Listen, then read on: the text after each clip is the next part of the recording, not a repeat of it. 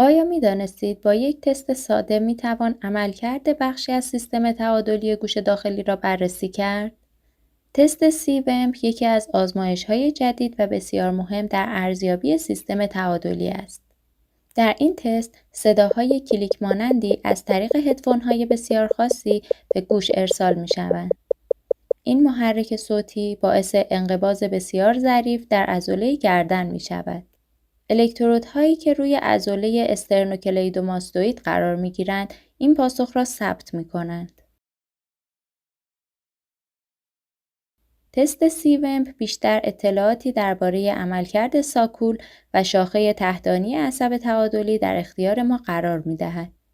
در این تست موج‌هایی ثبت می‌شود که با آن می‌توان به بررسی اختلالات سیستم تعادلی از جمله التهاب حلزون یا همان بیماری منیر و التهاب عصب تعادلی یا همان نوریت وستیبولار پرداخت.